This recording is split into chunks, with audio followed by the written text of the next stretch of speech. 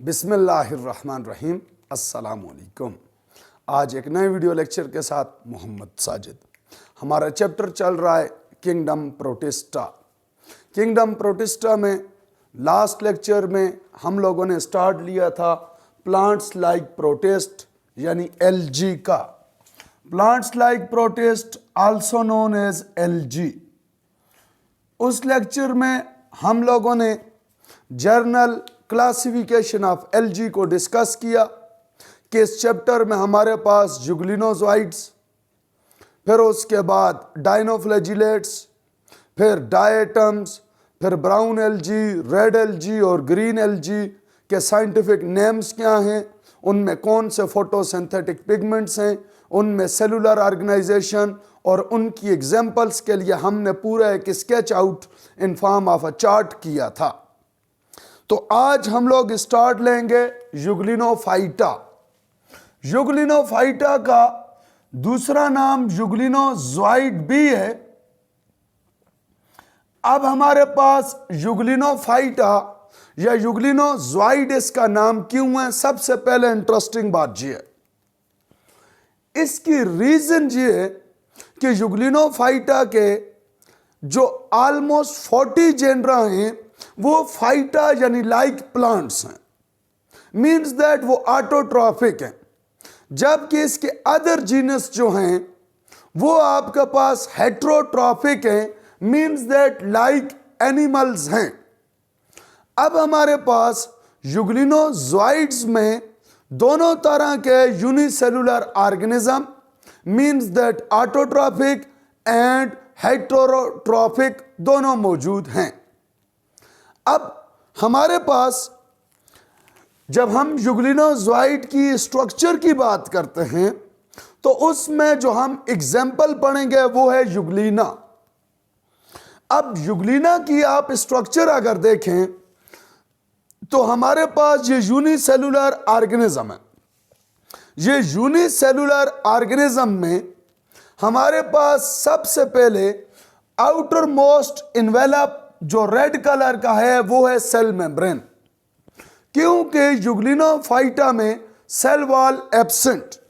तो ये जो आउटर मोस्ट मेम्ब्रेन है रेड कलर की, ये आपके पास है सेल मेम्ब्रेन। अब बीनीथ द सेल मेम्ब्रेन इसमें ब्लैक कलर की जो लेयर है वो प्रोटीनेशियस लेयर है, पेलिकल। याद रखें सिलिएट्स में भी पेलिकल आपने पढ़ी थी, लेकिन सिलिएट्स की पेलिकल और जुगलिनोफाइटा की पेलिकल में डिफरेंस क्या है, position. Proteinaceous layer in both cases, but in ciliate pellicle is located, pellicle is present out of the cell membrane, while in juglina pellicle is present beneath the plasma membrane, beneath the cell membrane.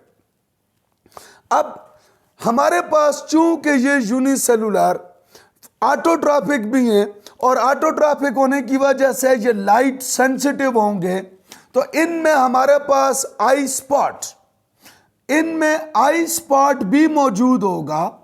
ये eye spot basically pigment containing site है जो कि detection of light करेगी। अब उसके बाद हमारे पास ये जो फ्लास्क शेप स्ट्रक्चर है इसका नाम है रिजर्वायर। ये रिजर्वायर से ओरिजिन ऑफ फ्लैजेलियम या फ्लैजेला होगा। हमारे पास जुगलिना में 2 फ्लैजेला, जैसे मैंने टेबल में डिस्कस भी किया था, एक लॉन्ग फ्लैजेला होगा फॉर लोकोमोशन जो कि ब्लैक कलर से सिंबॉलिकली रिप्रेजेंट है, जबकि दूसरा जो शॉर्ट फ्लैजेलियम है ये ग्रीन कलर से रिप्रेजेंटेड, ये always present in reservoir. Next number पे हमारे पास चूंकि जुगलिनोफाइटा भी फ्रेश वाटर में कॉमनली प्रेजेंट है, may be in marine water और मॉइस्ट हैबिटेट, तो इनमें भी कंट्रेक्टाइल वैक्यूल लाइक सिलिएट, लाइक सार्कोडाइना यानी अमेबा प्रेजेंट होगा। ये ऑस्मो रेगुलेटरी होगा, एक्स्ट्रा वाटर को रिमूव करेगा, ऑलरेडी हम लोगों ने डिस्कस किया। उसके बाद इसके सेंटर में न्यूक्लियस और न्यूक्लियस के अंदर क्रोमोसोम एंड न्यूक्लियाइड। इसमें जो क्लोरोप्लास्ट है उस क्लोरोप्लास्ट में पायरिनाइट भी मौजूद होंगे।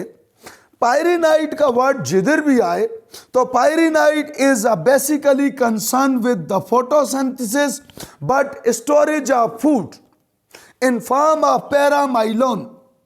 जहां पे भी स्टोर्ड फूड पैरामाइलोन हो तो वो paramylon stored food always stored inside pyrenoid.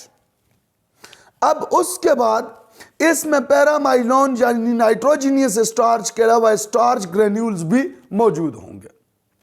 अब जहां पे बाकी सेल ऑर्गेनेल्स भी मौजूद हैं, लेकिन एवोल्यूशनरी पॉइंट ऑफ व्यू से इसमें सबसे ज्यादा इंपॉर्टेंस है माइटोकॉन्ड्रिया की। हमारे पास फ्री लिविंग ऑर्गेनिज्म जिनमें एवोल्यूशनरी पॉइंट ऑफ व्यू से सबसे पहले माइटोकॉन्ड्रिया प्रेजेंट है वो हैं यूग्लिना या यूग्लिनोजोइट्स। तो हमारे पास ये तो एक टिपिकल स्ट्रक्चर थी यूग्लिनोफाइटा या यूग्लिनोजोइट्स की, जिसकी ऑलरेडी फर्स्ट वीडियो में मैंने कुछ डिस्क्रिप्शन की थी, लेकिन टेक्निकल इश्यूज की वजह से मेरे हाल से वो कंप्लीट रिकॉर्ड नहीं हुई। आज हमारा डिटेल डिस्कशन होगा पायरोफाइटा। पायरोफाइटा मीन्स दैट डायनोफ्लैजिलेट्स।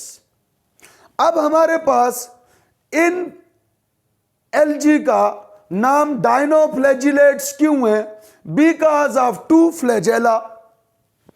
इनमें जो कॉमन एग्जांपल है डायनोफ्लैजिलेट्स की वो है ceratium. Ceratium is a common example of dinoflagellate. अब डायनोफ्लैजिलेट की जब हम कैरेक्टरिस्टिक्स की बात करें तो डायनोफ्लैजिलेट्स आर यूनिसेलुलर,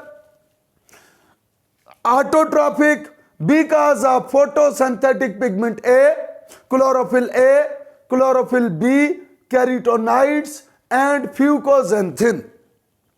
लेकिन याद रखना है इनका डोमिनेटिंग पिगमेंट रेड पिगमेंट यानी कैरोटीन है, कैरोटीनॉइड। इनका habitat may be in fresh water but mostly in marine water. Cell wall mostly generally absent. इनमें भी सेल वॉल मोस्टली एब्सेंट है डायनोफ्लैजिलेट्स में।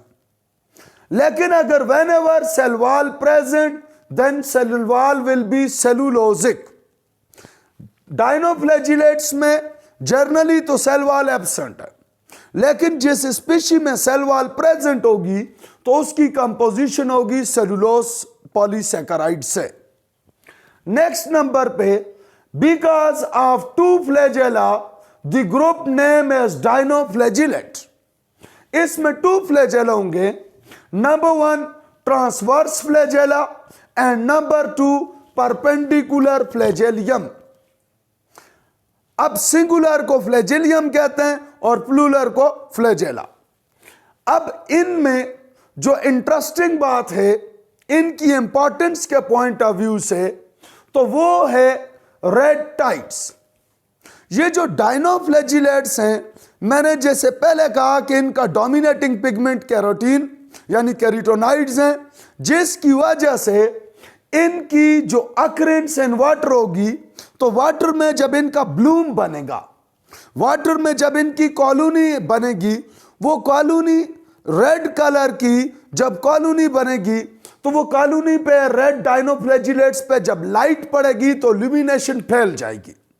जब ल्यूमिनेशन होगी उस ल्यूमिनेशन की वजह से जो लहर उठेगी, जो टाइड उठेगी, उसकी अपीयरेंस रेडिश होगी। इसलिए याद रखें अगर एमसीक्यूज आ गया कि formation of red tide is because of red algae या डायनोफ्लैजिलेट्स, तो बहुत सारे स्टूडेंट उसको रेड टाइड्स की वजह से रेड एल्गी क्लिक कर देते हैं। लेकिन याद रखना है कि ये रेड एल्गी करेक्ट ऑप्शन नहीं होगा। Red tides are because of dinoflagellates due to the dominating pigment carotene. अब ये जो रेड टाइड्स बनती हैं ये आपके पास इनका एक ड्रॉबैक भी है कि ये वाटर ब्लूम यानी वाटर सरफेस को कंप्लीटली कवर्ड कर देती हैं, वाटर कलर चेंज कर देती हैं, वाटर में जो है वो बैड ऑर्डर स्मेल क्रिएट होना शुरू हो जाती है।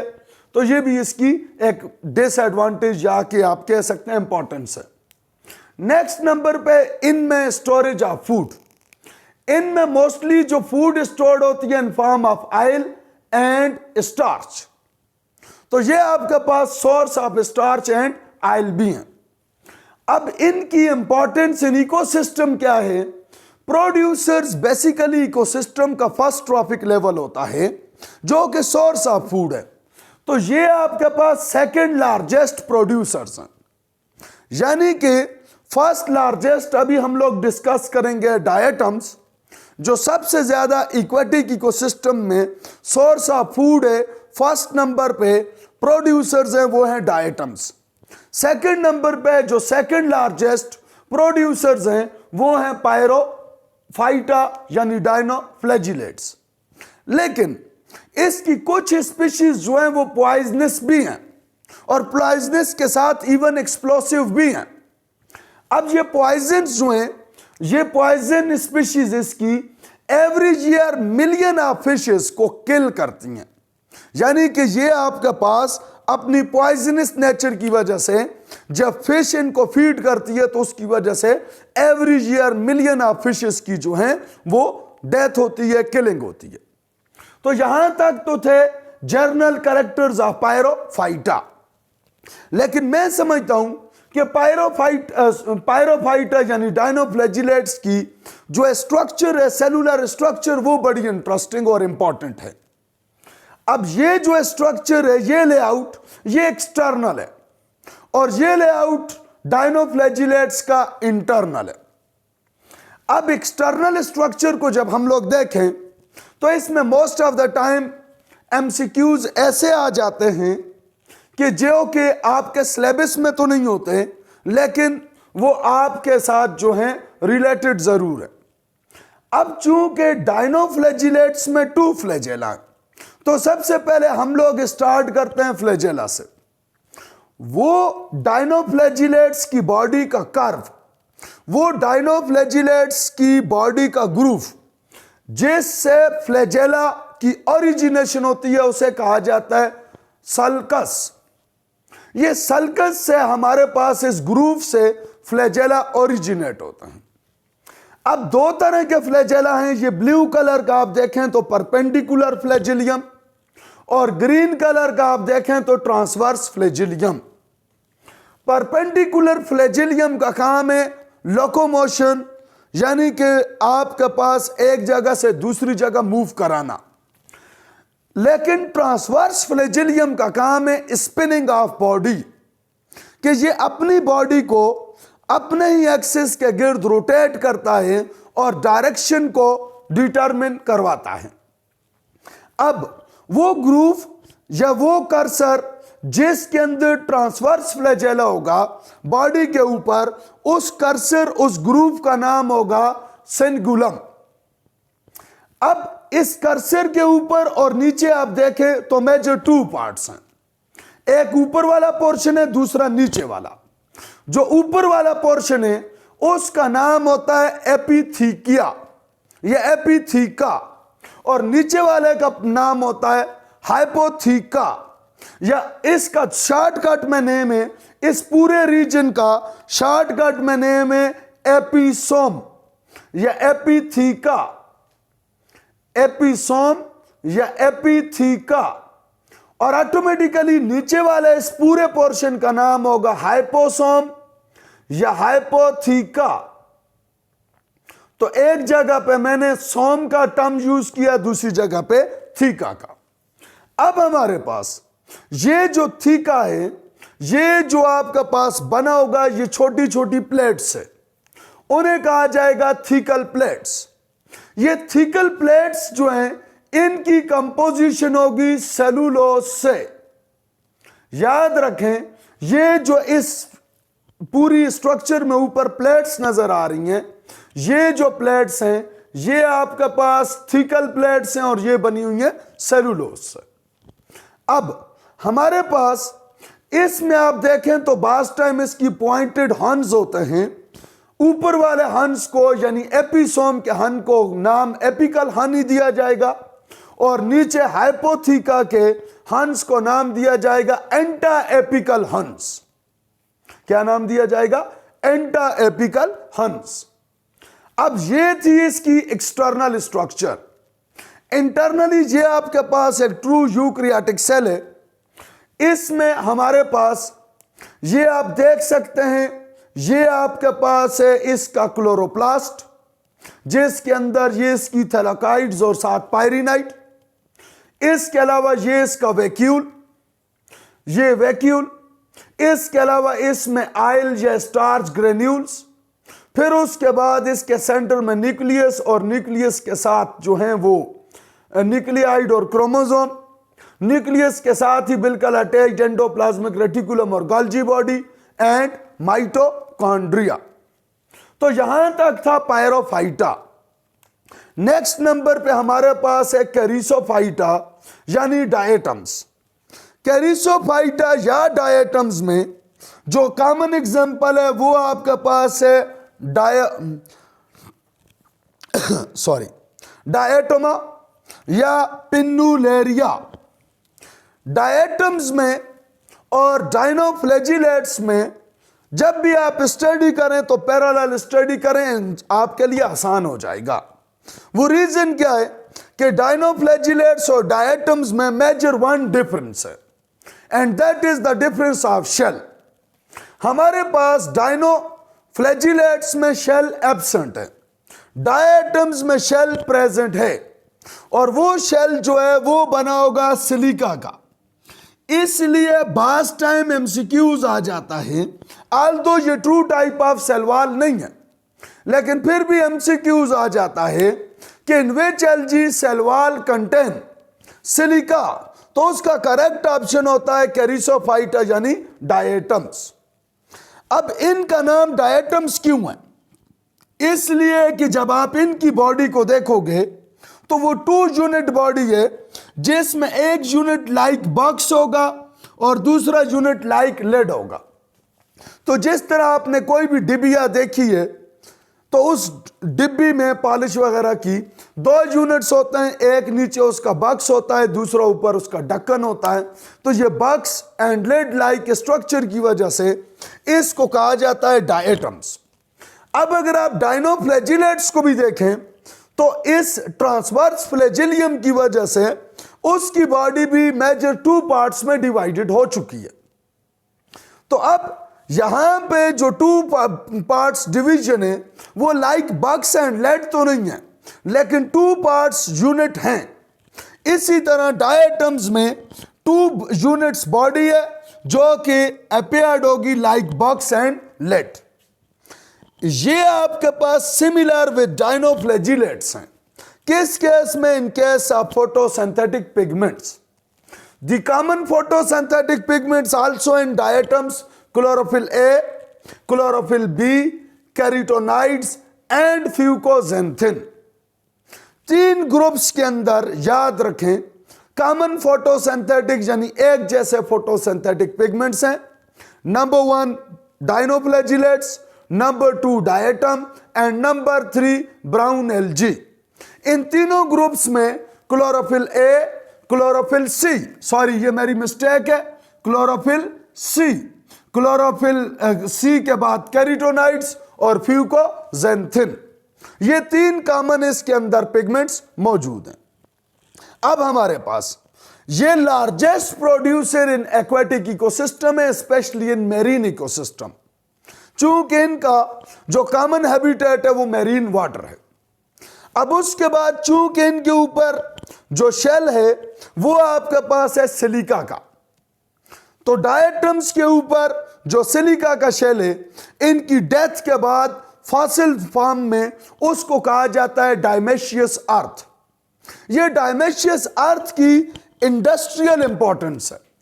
ये आपके पास पेंट्स, ये फिल्टर पेपर्स, ये आपके पास पॉलिश रिमूवर्स और मेनी अदर इंडस्ट्रियल प्रोडक्ट्स में इसकी डायमेशियस अर्थ की यानी आसान लफ्जों में सिलिका की इंपॉर्टेंस है। इसके अलावा जो इसके सिलिकेशियस शेल है उनको ऑर्नामेंटल पर्पसेस के लिए भी यूज किया जाता है। इन तीनों क्लासेस में हमारे पास एज सच कोई भी proper sexual reproduction commonly observe नहीं है। इनमें टिपिकल रिप्रोडक्शन जो है वो एसेक्सुअल मोड से ही होती है। होपफुली आपने यहां तक लर्न किया होगा इंशाअल्लाह अजीज। ये चूंकि यूनिसेलुलर एलजीज थी, लेकिन आगे जो मल्टी सेलुलर एलजी और अपकमिंग टॉपिक्स हैं वो इससे भी ज्यादा इंटरेस्टिंग है। आई होपफुल आप हमारे साथ बने रहेंगे। Thanks you very much.